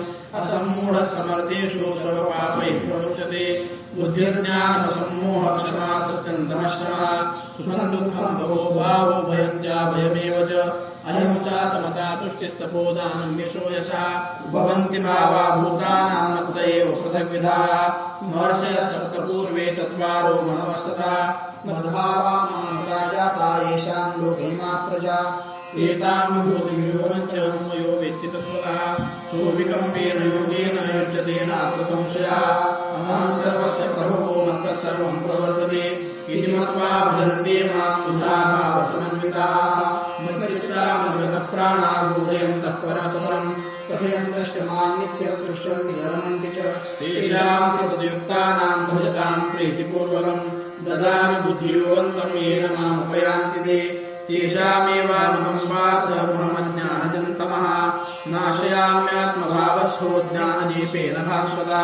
अर्जुन उवाच परं ब्रह्म परं धाम पवित्रं परं भवान् पुरुषं शाश्वतं दिव्यमादिदेवमयं विभुम् औष्वांशयः सर्वे देवर्षिर्नारदस्तथा असिको देवलो व्यासस्वयं देव प्रवेशिमे सर्वमेतद्धतं मन्ये यन्मां वदसि केशव। न हि ते भगवद्व्यक्तिं विदुर्देवा न दानवाः स्वयमेवात्मनात्मानं वेत्थत्वं पुरुषोत्तम। भूतभावनभूतेश देवदेव जगत्पते वक्तुमर्हस्य शेषेण दिव्यायात्मविभूतयः। याभिर्विभूतिभिर्लोकानि मां स्तुं व्याप्य तिष्ठति कथं विद्यामहं योगिं मां सदा परिचिन्तयन्।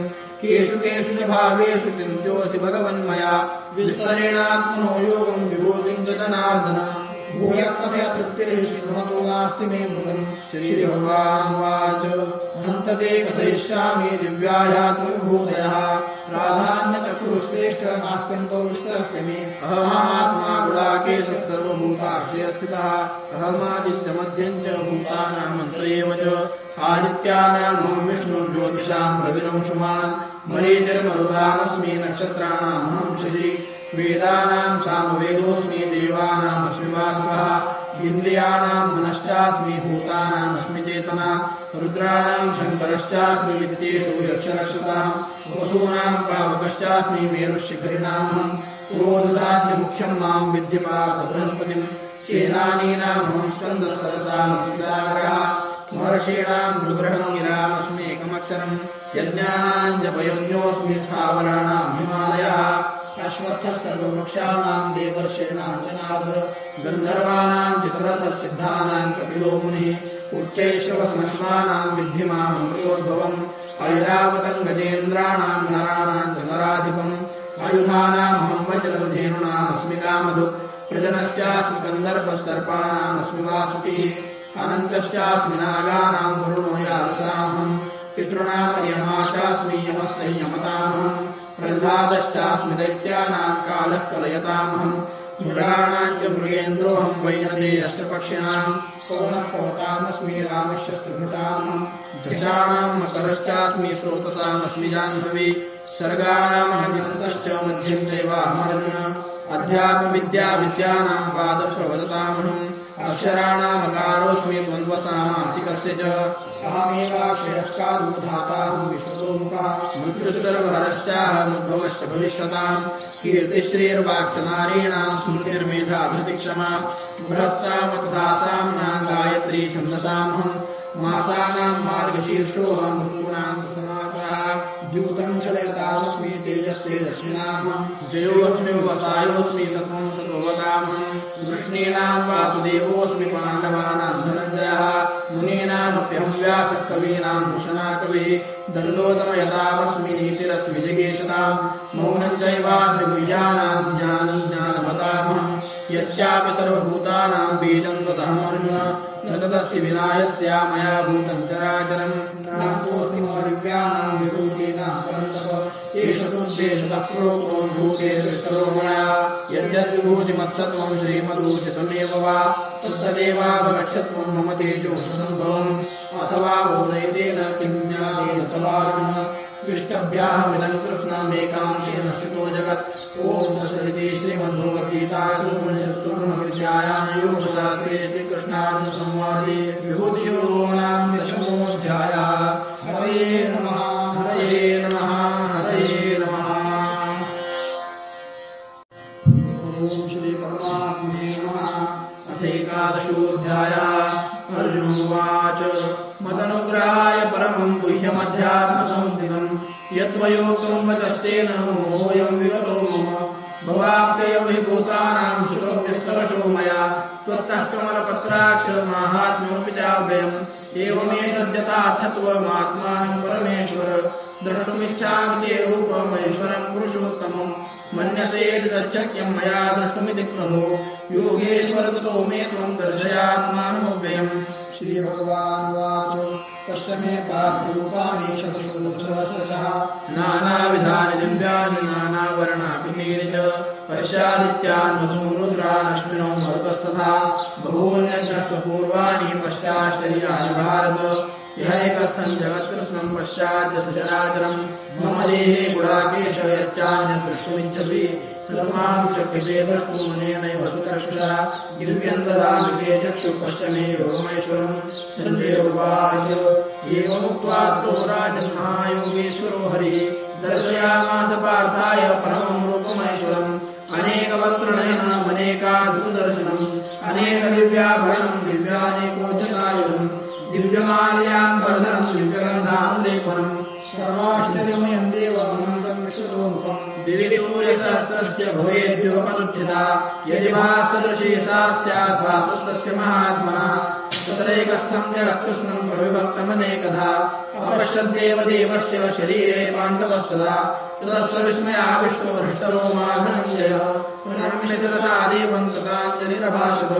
अर्जुन उवाच पश्यामि देवास्तव देवदेहे सर्वासदा भूतविशेषसङ्घान् ब्रह्माण्डमीशं कमलासनस्थ विशेष सर्वाग्रजान् अनेकबाहूदरवक्त्रनेत्रं पश्यामि त्वां सर्वदूरन्तरूपम् नान्तन्न मध्यन्न पुनस्तवादिं पश्यामि विश्वेश्वर विश्वरूप किरीटिनं गजनं चक्रिणं च तेजोराशिं सर्वतो दीप्तिमन्तम् पश्यामि त्वां दुर्निरीक्षं समन्ताद्दीप्तानलाकद्युतिमं प्रमेयम् त्वमक्षरं परमं वेदितं त्वमस्य विश्वस्य परन्निधानम् शाश्वतधर्ममुक्ता सनातनस्त्वं पुरुषो मतो मे अनादिमध्यान्तमनन्तवीर्यमनन्तबाहुं शिवसूर्यनेत्रम् पश्यामि त्वां दीप्तहुताशवक्त्रं स्वतेजसा विश्वमिदन्तपन्तम् द्यावा पृथिव्योरिदमन्तरं हि व्याप्तं त्वयैकेन दिशश्च सर्वाः दृष्ट्वा द्रुतं रूपमुग्रं तवेदं लोकत्रयं प्रव्यर्थं महात्मम्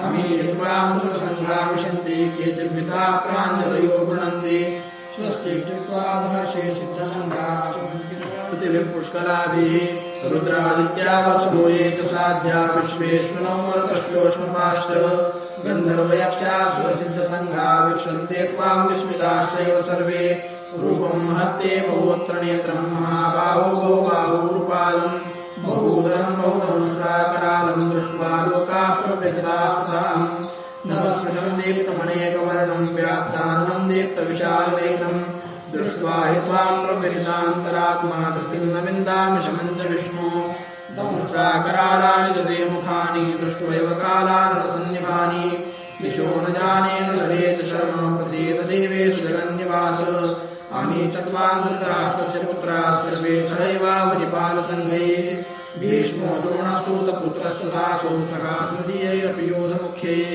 वक्त्राणि परमाणा विशन्ते तमस्राकरालानि भयानकानि केचिद्विलग्नावचनान्तरेषु सन्दृश्यन्ते चूर्णितयोत्तमाङ्गैः यथा नदीनां बहवोमुवेगाः समुद्रमेवाभिमुखा द्रवन्ति तथा तवामी नरलोकवीरा विशन्ति वक्त्राण्यभिविज्वलन्ति यथा प्रदीप्तं ज्वलनं पतङ्गा विशन्ति नाशाय समृद्धवेगाः तथैव नाशाय विशन्ति लोकाः तवापि वक्त्राणि समृद्धवेगाः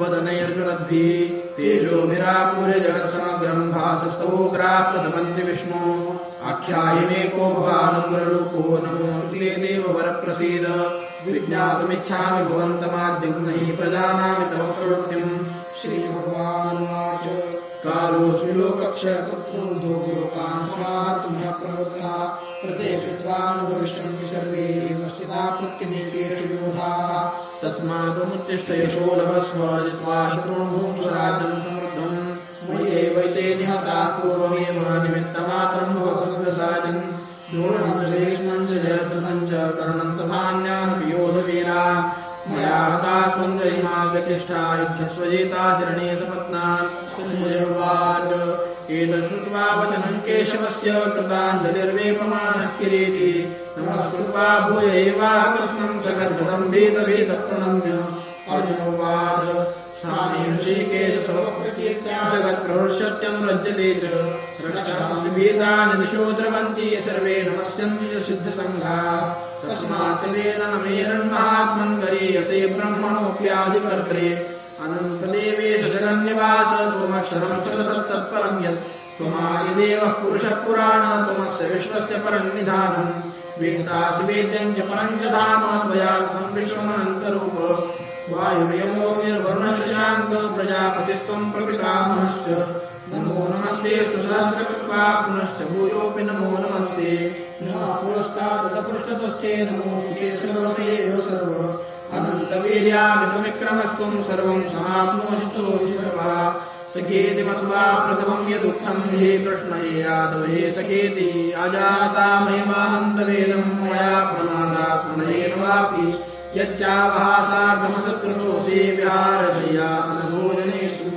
एकोऽथवाप्यच्युतमक्षं तत्क्षामये स्वां मम प्रमेयम् पितासि लोकस्य चराचरस्य त्वमस्य पूज्यश्च गुरुर्गरीयान् न त्वसमोऽस्तिर्भिर्कुतोऽन्यो लोकत्रयेऽप्यप्रतिमप्रभावो तस्मात् प्रणम्य प्रणिधाय कायं प्रसादये स्वाममीशवेद्यं पितेव पुत्रस्य सखेव सख्युः प्रियप्रियाय श्रीवसूनुम् अदृष्टपूर्वं रचितोऽस्मि दृष्ट्वा भयेन च प्रव्यक्तं मनो मे तदेव मे दर्शय देवरूपं प्रसीद देवेश जगन्निवास किरीटिनं गदिनं चक्रहस्तमिच्छामि त्वां द्रष्टुमहं तथैव तेनैव रूपेण चतुर्भुजेन सहस्रबाहो विश्वमूर्ति श्रीभगवानुवाच मया प्रसन्नेन तवार्जुनेदं रूपं परं दर्शितमात्मयोगात् तेजोमयं विश्वमनन्तमाद्यं यन्मे त्वदन्येन दृष्टपूर्वम् न वेदयज्ञाध्ययनेन न दानेन न क्रियाभिर्न तपोभिरुग्रैः एवं रूपशक्य अहं नृलोके द्रष्टुं त्वदन्येन कुरु प्रवीर मा ते व्यथा मा च विमूढभावो दृष्ट्वा रूपं घोरमित्रं न वेद व्यपेतविप्रीतमाना पुनस्त्वं तदेव मे रूपमिदं प्रपश्य संजय उवाच अर्जुनं वासुदेवस्तथोक्त्वा स्वकं रूपं दर्शयामास भूयः आश्वासयामास जमीनमेनं भूत्वा पुनः सौम्यवपुर्महात्मा अर्जुनोवाच दृष्ट्वेदं मानुषं रूपं तव सौम्यं जनार्दन इदानीमस्मि संवृत्तः सचेता प्रकृतिं गता श्रीभगवानुवाच सुदुर्दर्शमिदं रूपं दृष्टवानसि यन्मम देवाप्यस्य रूपस्य नित्यं दर्शनकाङ्क्षिणः नाहं वेदैर्न तपसा न दानेन न चेदया शक्य एवं विधो द्रष्टुं दृष्टवानसि मां यथा भक्त्या पुनन्दया शक्यमहमेवं विधोऽर्जुन ज्ञातुं द्रष्टुं च तत्त्वेन प्रवेष्टुं च परन्तप मत्कर्मकर्मः परमो मद्भक्तः सङ्गवर्जितः निर्वैरः सर्वभूतेषु यः समावेति पाण्डव ॐ तत्सदिति श्रीमद्भगवद्गीतासूपनिषत्सु ब्रह्मविद्यायां योगशास्त्रे श्रीकृष्णार्जुनसंवादे विश्वरूपदर्शनयोगो नाम एकादशोऽध्यायः। हरये नमः हरये नमः हरये नमः।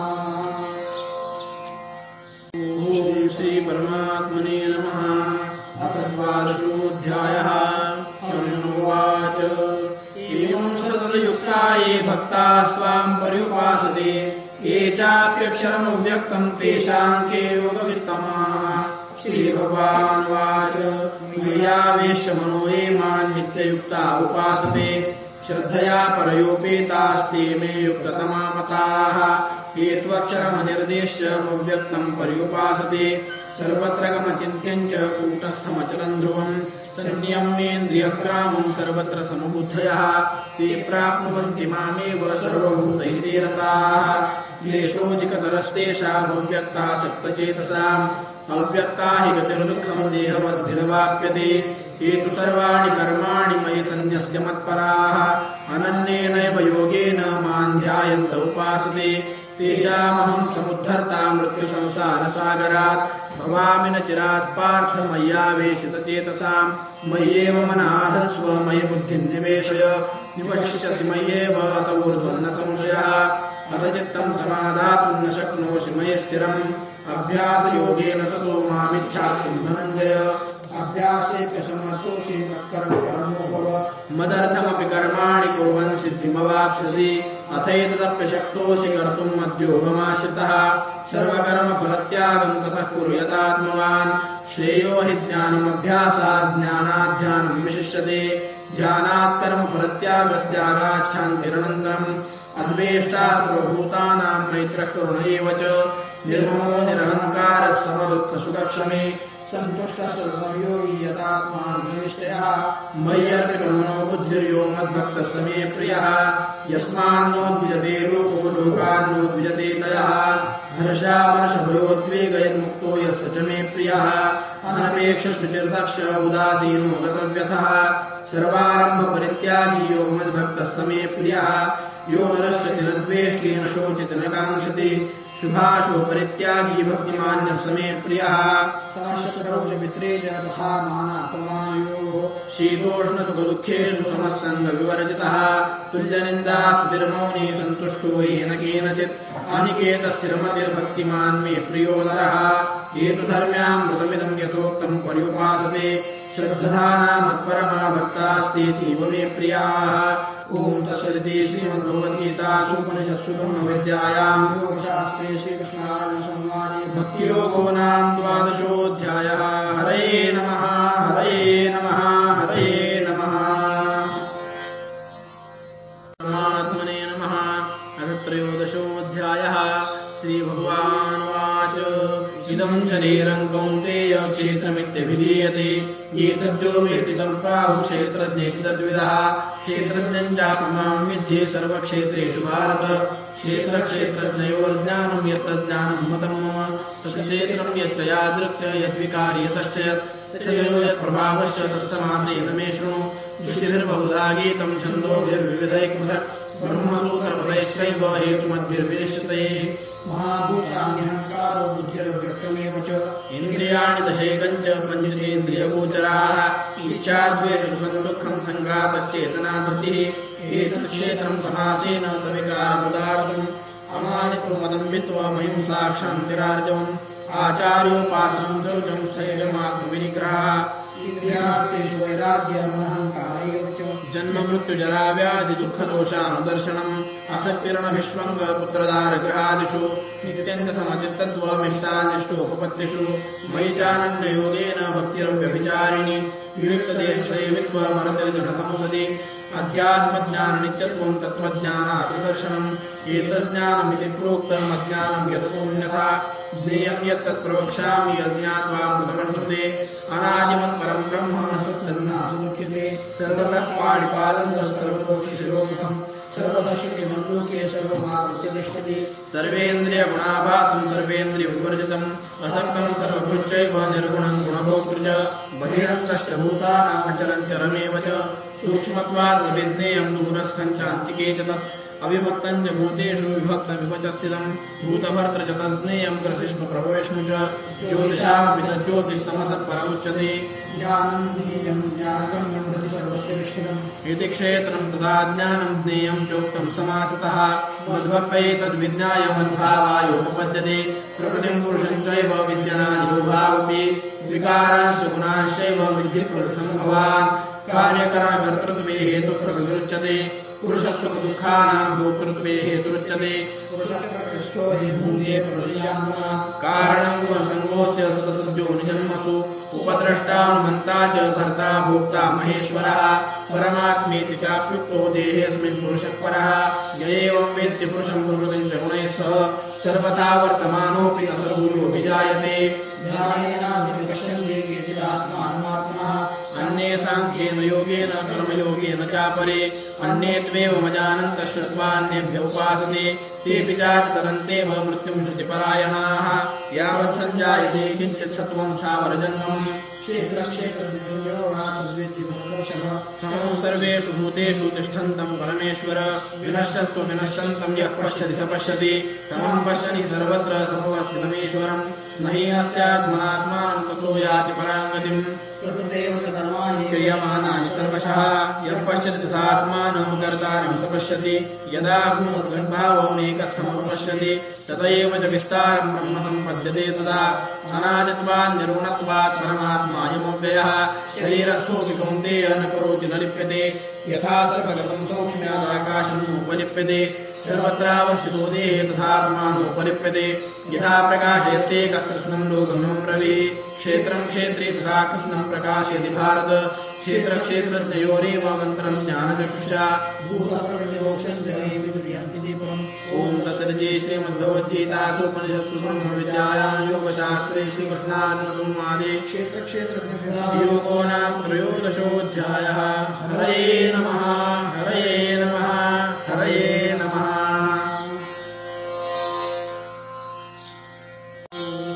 श्री परमात्मने नमः। चतुर्दशोऽध्यायः। श्रीभगवानुवाच परं भूय प्रवक्ष्यामि ज्ञानानां ज्ञानमुत्तमम् यज्ञात्वा मुनयः सर्वे परां सिद्धिमितो गताः यदं ज्ञानमुपाश्रित्य मम साधर्म्यमागताः सर्गेऽपि नोपजायन्ते प्रलयेन विसन्ति च मम यो जन्मब्रह्म तस्मिन् गर्भं ददाम्यहम् सम्भवः सर्वभूतानां ततो भवति भारत सर्वयोनिषु कौन्तेय तासां ब्रह्ममहज्योतिरहं बीजप्रदः पिता सत्त्वं रजस्तम इति गुणाः प्रकृतिसम्भवाः निबध्नन्ति महाबाहो देहे देहिनमव्ययम् तत्र सत्त्वं निर्मलत्वात् प्रकाशमोहनामयम् सुखसङ्गेन बध्नाति ज्ञानसङ्गेन चानघ रजोरागात्मकं विद्धि तृष्णासङ्गसमुद्भवम् तन्निबध्नाति कौन्तेय कर्मसङ्गेन देहिनां तमस्वज्ञानजं विद्धि मोहनं सर्वदेहिनां प्रमादालस्य निद्राभिस्सन्निबध्नाति भारत सत्त्वं सुखे सञ्जयति रजः कर्मणि भारत ज्ञानमावृत्य कृतमः प्रमादे सञ्जयत्युत रजस्तमश्चाभिभूय सत्त्वं भवति भारत रजसत्त्वं तमश्चैव तमस्सत्त्वं रजस्तथा सर्वद्वारेषु देहेऽस्मिन् प्रकाशोपजायते ज्ञानं यदा तदा विद्यात् विरुद्धं सत्त्वमित्युत लोभप्रवृत्तिरारम्भः कर्मणां समस्तः रजस्येतानि जायन्ते विवृद्धे भरतर्षभ न प्रकाशो प्रवृत्तिश्च प्रमादो मोह एव च तमस्येतानि जायन्ते विवृद्धे कुरुनन्दन यदा सत्त्वे प्रवृद्धे तु प्रलयं याति देहभृत् तदोत्तमविदान् लोकान् फलान् प्रतिपद्यते रजसि प्रलयं गत्वा कर्मसङ्गेषु जायते तथा प्रणीनस्तमसि मूढयोनिषु जायते कर्मणः सुकृतस्याहुः सात्विकं निर्मलं फलम् रजसस्तु परं दुःखमज्ञानं तमसः परम् सत्त्वात् सञ्जायते ज्ञानं रजसो लोभ एव च प्रमादो मोहो तमसो भवतु ज्ञानमेव च ऊर्ध्वं गच्छन्ति सत्त्वस्था मध्ये तिष्ठन्ति राजसाः जघन्यगुणवृत्तिस्था अधो गच्छन्ति तामसाः नान्यं गुणेभ्यः कर्तारं यदा दृष्ट्वा पश्यति गुणेभ्यश्च परं वेत्ति मद्भावं सोऽधिगच्छति जन्म मृत्युजरा दुःखैर्विमुक्तो मृतमश्नुते अर्जुन उवाच कैर्लिङ्गैस्त्रीगुणानेतानतीतो भवति प्रभु किमाचार कथं चैतान् स्त्रीगुणानतिवर्तते श्रीभगवानुवाच प्रकाशं च प्रवृत्तिं च मोहमेव च पाण्डव द्वेष्टितं प्रवृत्तानि निवृत्तानि काङ्क्षति उदासीनवदासीनो गुणैर्यो न विचार्यते गुणा वर्तन्त इत्येव योऽवतिष्ठति नेङ्गते समदुःखसुखस्वस्थः समलोष्टाश्मकाञ्चनः तुल्यप्रिया प्रियो धीरस्तुल्यनिन्दात्मसंस्तुति मानापमानयोस्तुल्यो तुल्यो मित्रारिपक्षयोः सर्वारम्भपरित्यागी गुणातीतः स उच्यते माञ्चयोग्यविचारेण भक्तियोगेन सेवते सगुणान् समदित्यैतान् ब्रह्मभूयाय कल्पते ब्रह्मणो हि प्रतिष्ठा मुक्तस्याद्वयस्य च शाश्वतस्य च धर्मस्य सुखस्यैकान्तिकस्य च। ॐ तत्सदिति श्रीमद्भगवद्गीतासु उपनिषत्सु ब्रह्मविद्यायां गुणत्रयविभागयोगो नाम चतुर्दशोऽध्यायः। हरये नमः हरये नमः हरये नमः। श्री परमात्मने नमः। अथ पञ्चदशोऽध्यायः। श्रीभगवानुवाच ऊर्ध्वमूलमदशाखमश्वत्थं प्राहुरव्ययं छन्दांसि यस्य पर्णानि यस्तं वेद स वेदवित्। अधुष्टोलं वसुदास्तस्य शाखाः प्रवृद्धा विषयप्रमालाः अधस्तमूलान्यसन्ततानि कर्माणि मनुष्यलोके नरोपहस्ते अततोपलभ्यते नान्तो न चाजन्मसम्पतिष्ठा अश्वत्थमेनं सुविदुःखं दृढेन श्रुत्वा ततः पदं तत्परिमार्गितव्यं यस्मिन् गता न वर्तन्ति भूयः तमेव चाद्यं पुरुषं प्रपद्ये यतः प्रवृत्ते प्रसदा पुराणि निर्माणमोहादितसङ्गदोषाध्यात्मित्याभिवृत्तकामाः द्वन्द्वैर्मुक्तासुखदुःखसमुद्रे गच्छन्ति मूढाः पदमव्येन्द्र न तद्वासेते सूर्यो न शशाङ्को न पावकः यद्गत्वान्यवर्तन्ते तद्धाम परमं मम ममैवांशो जीवलोके जीवभूतः सनातनः मनःषष्ठानीन्द्रियाणि प्रकृतिस्थानि कर्षति शरीरं यदवाप्नोति यच्चाप्युत्क्रामतीश्वरः गृहीत्वैतानि संयाति वायुर्गन्धानि वाशयात् श्रोत्रं चक्षुस्पर्शनं च रसनं घ्राणमेव च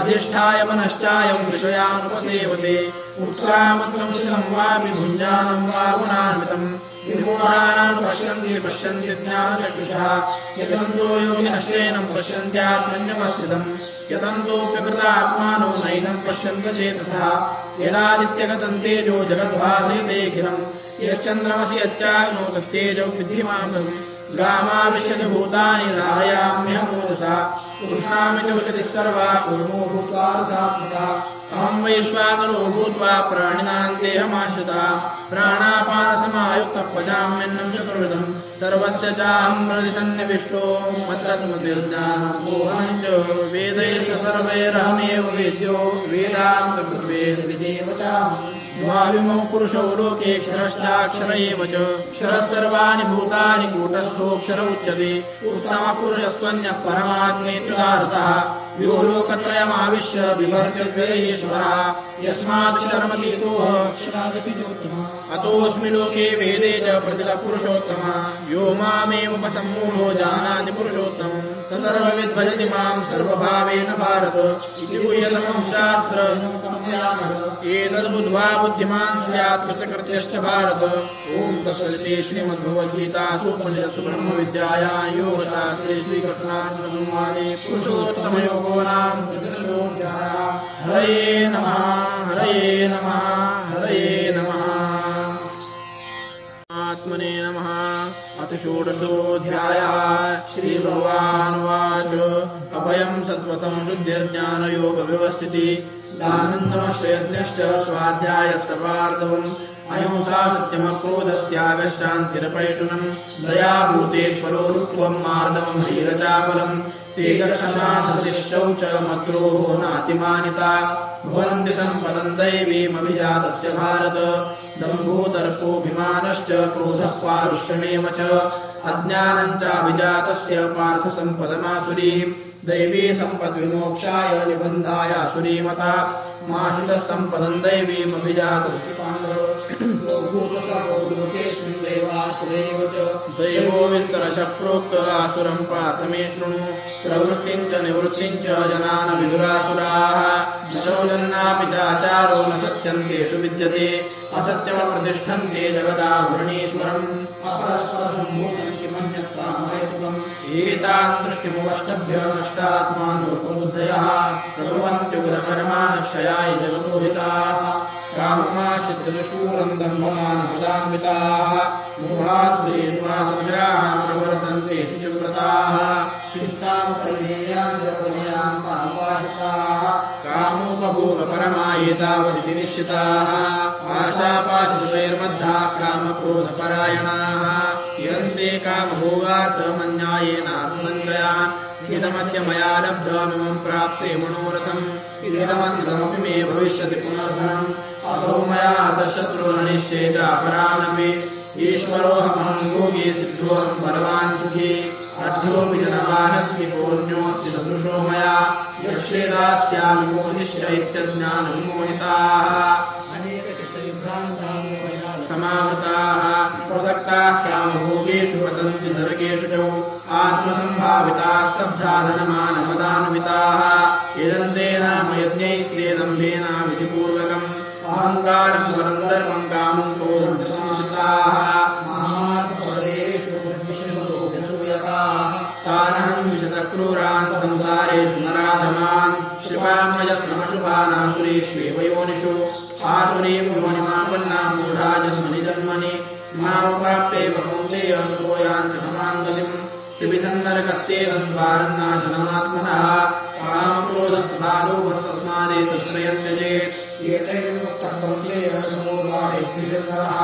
आचरत्यात्मश्रेयस्ततो याति पराङ्गतिम् यस्यास्त्रविधिमुत्सृज्य वर्तते कामकारतः न स सिद्धिमवाप्नोति न सुखम् न पराङ्गतिम् तस्मात् शास्त्रम् प्रमाणन्ते कार्याकार्यव्यवस्थितौ ज्ञात्वा शास्त्रविधानोक्तम् कर्म कर्तुमिहारसि श्रीमद्भगवद्गीतासु उपनिषत्सु ब्रह्मविद्यायां योगशास्त्रे श्रीकृष्णार्जुनसंवादे दैवात्मकब्रह्मविभागयोगो नाम षोडशोऽध्यायः। हरे नमः हरे नमः हरे नमः। श्रीपरमात्मने नमः।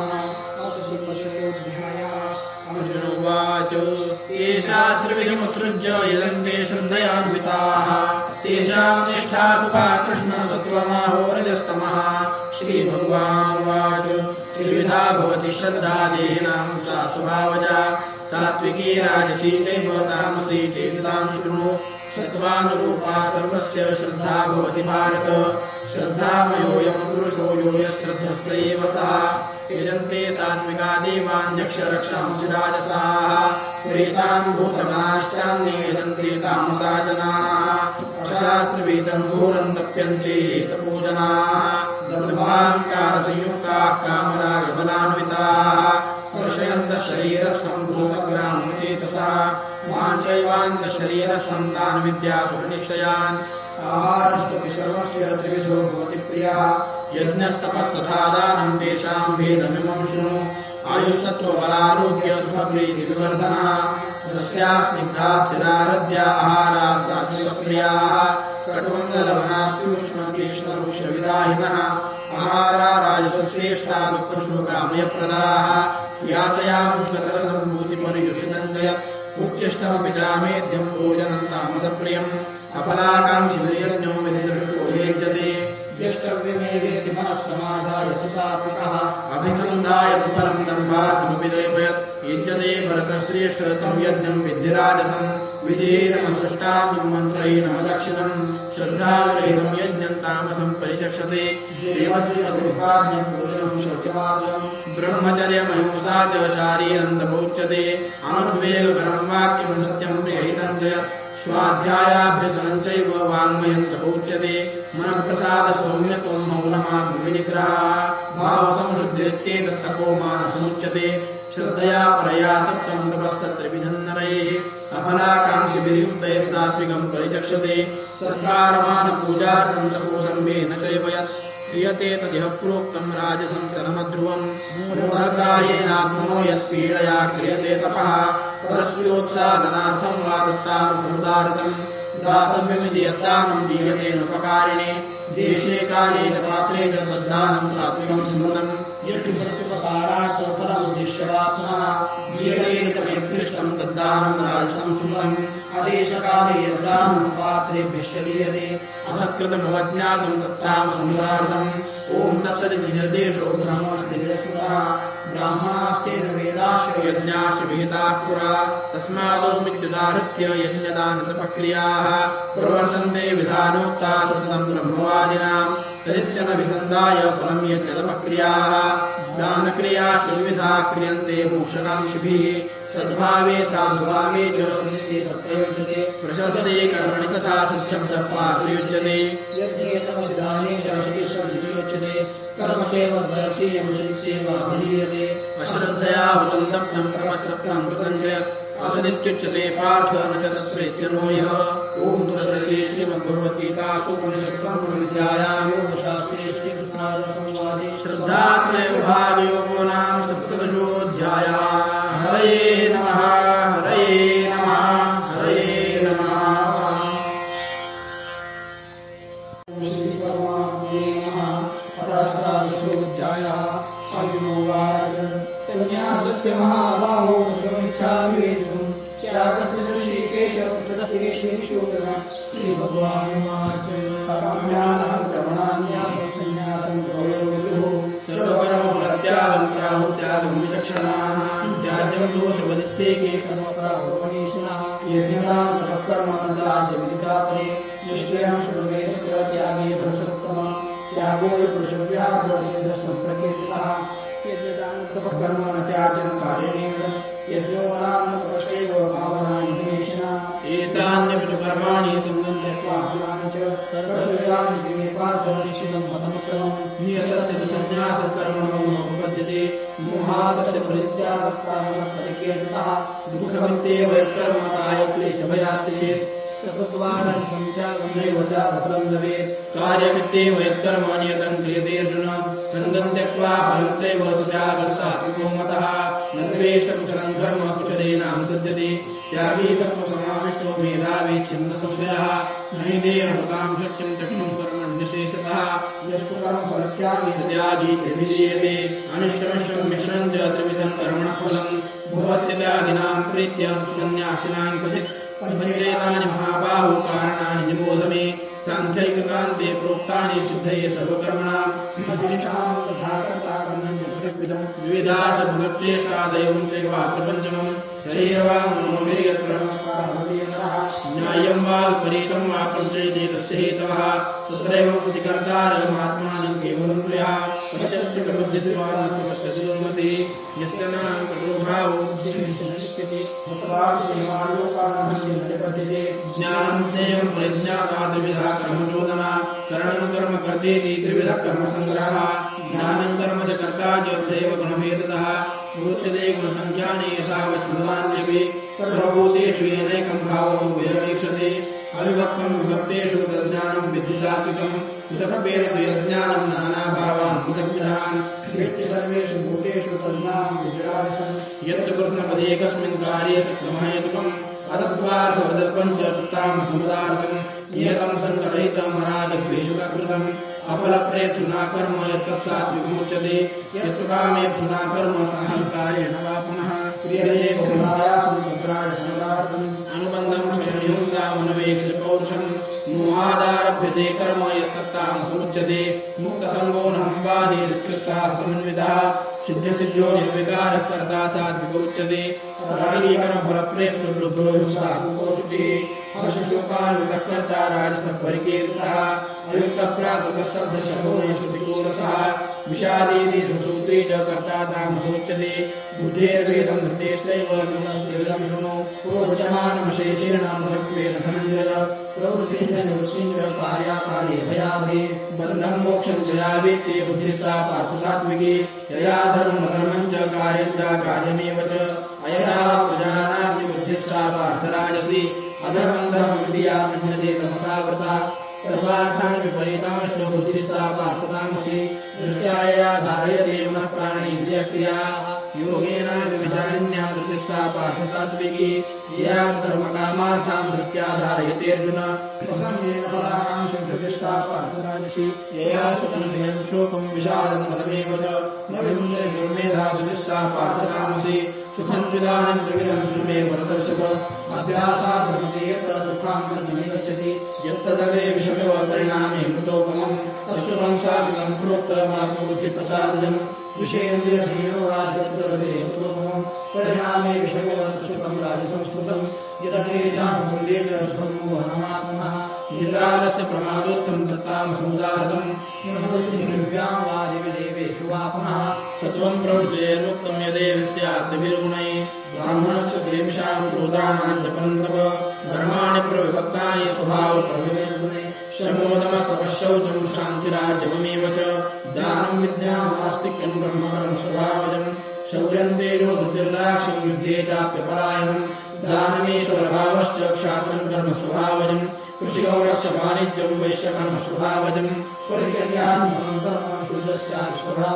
स्वीये कर्मण्यभिरतः संसिद्धिं लभते नरः स्वकर्मनिरतः सिद्धिं यथा विन्दर्शृणु यतः प्रवृत्तिर्भूतानामेन सर्वं विनन्दनम् स्वकर्मणा तमभ्यर्च सिद्धिं विन्दति मानवः श्रेयान् स्वकर्मो विपुनः परधर्माश्रमश्रिताः स्वभावनिरतं कर्म कुर्वन्नात्मोऽप्यद्विषम् सहजं कर्म कौन्तेय सदोषमपि न त्यजेत् सर्वारम्भा हि दोषेण धूमेनाग्निरवावृताः असक्तबुद्धिः सर्वत्र जितात्मा विगतस्पृहः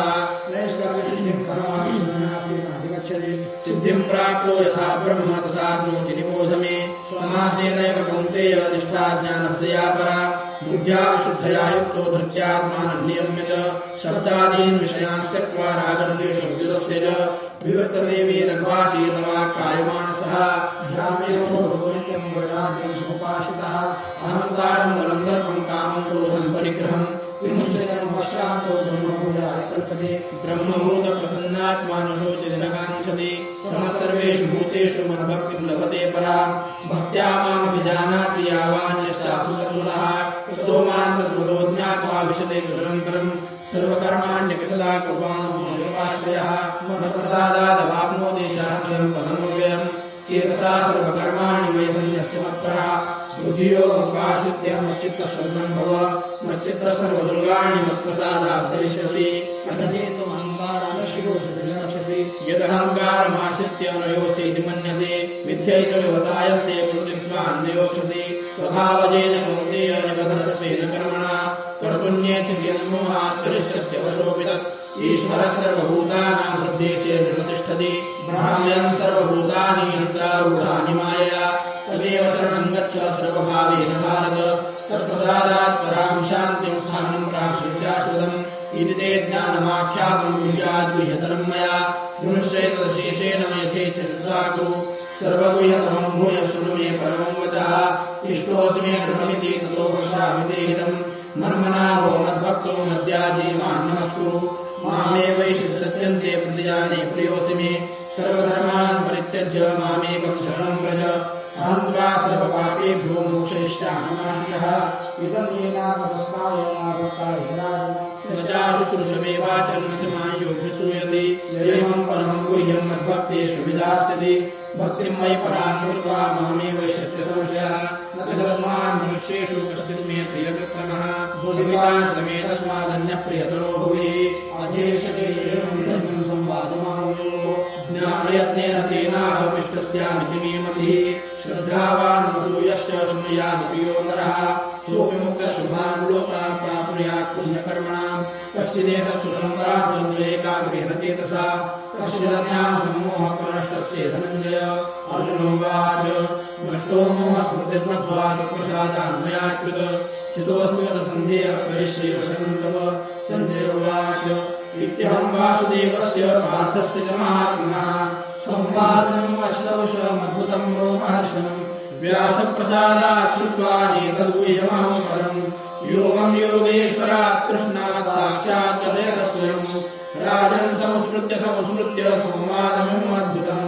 केशवार्जुनयोः पुण्यं हृष्यामि च मुहुर्मुहुः तच्च संस्मृत्य रूपमत्यद्भुतं हरे विस्मयो मे महान् राजन् हृष्यामि च पुनः पुनः यत्र योगेश्वरः कृष्णो यत्र पार्थो धनुर्धरः तत्र श्रीर्विजयो भूतिर्ध्रुवा नीतिर्मतिर्मम यत्र योगेश्वरः कृष्णो यत्र पार्थो धनुर्धरः तत्र श्रीर्विजयो भूतिर्ध्रुवा नीतिर्मतिर्मम यत्र योगेश्वरः कृष्णो यत्र पार्थो धनुर्धरः तत्र श्रीर्विजयो भूतिर्ध्रुवा नीतिर्मतिर्मम ओम तत्सदिति श्रीमद्भगवद्गीतासु उपनिषत्सु ब्रह्मविद्यायां योगशास्त्रे श्रीकृष्णार्जुनसंवादे मोक्षसंन्यासयोगो नाम अष्टादशोऽध्यायः।